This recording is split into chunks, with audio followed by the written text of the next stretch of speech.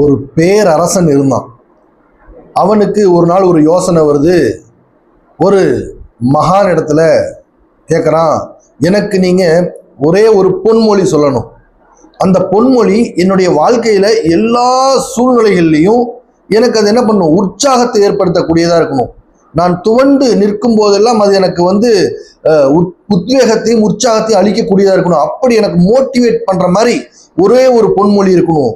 அந்த பொன்மொழியை எனக்கு என்ன பண்ணுங்க தாங்க, அது என் மோதிரத்தில் வச்சு தாங்க, பொறிச்சு தாங்கன்னு சொல்லி கேட்குறாரு.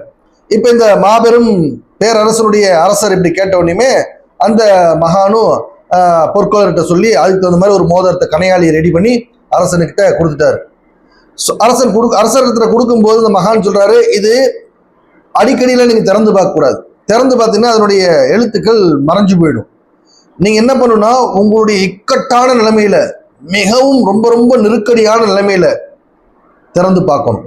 வேற நேரத்தில் திறந்து பார்க்க கூடாது அப்படின்னு சொல்லிட்டு ஒரு கண்டிஷனோட அந்த மோதிரத்தை கொடுத்துட்றாரு. இப்போ கொஞ்ச நாள்ல எதிரி நாட்டு படையெடுப்பு நடக்குது. அதன் காரணமாக அந்த அரசருடைய நாடு எதிரிகளால் சிறைப்பிடிக்கப்படுது.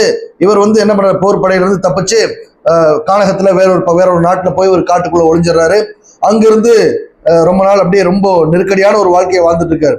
இப்படி வாழ்க்கையே தொலைஞ்சு, ராஜ்யமே தொலைஞ்ச நிலையில் இருக்கும்போது அந்த மோதிரத்தை உள்ள பிரிச்சு பார்த்தா அந்த கனையாளியில உள்ள எழுதியிருக்க அந்த மகான் எழுதுனது, இந்த நிலையும் கடந்து போகும், அதாவது இதுவும் கடந்து போகும் எழுதியிருக்கு. இதை பார்த்தவொடனே அவருக்குள்ள ஒரு உத்வேகம். ஏன்னா அவர் அமைதியாக அந்த காட்டிலேயே ஒரு குடிசையை போட்டு வாழ்றாரு. கொஞ்ச நாள் ஆகுது. அப்படியே கொஞ்சம் கொஞ்சமா தன்னுடைய நாட்டு மக்கள் இருக்கக்கூடிய முக்கிய சந்திச்சு மீண்டும் படையை கட்டுறாரு. கட்டி சில வருஷங்கள்ல மீண்டும் தன்னுடைய நாட்டை போர் செஞ்சு ஜெயிச்சு மீட்டுறாரு. மீட்டு பட்டாபிஷேகம் நடந்து முடிஞ்சு ஒரே ஆடம்பரமா நடந்து முடியுது. விழா எல்லாம் முடிஞ்சு அந்த சந்தோஷத்தில் இருக்கும்போது அரசர் தனிமையில மறுபடியும் அந்த மோதிரத்தை திறந்து பார்க்கிறாரு. அப்போ அதுல என்னதான் எழுதியிருக்குது, இதுவும் கடந்து போகும் தான் எழுதியிருக்கு.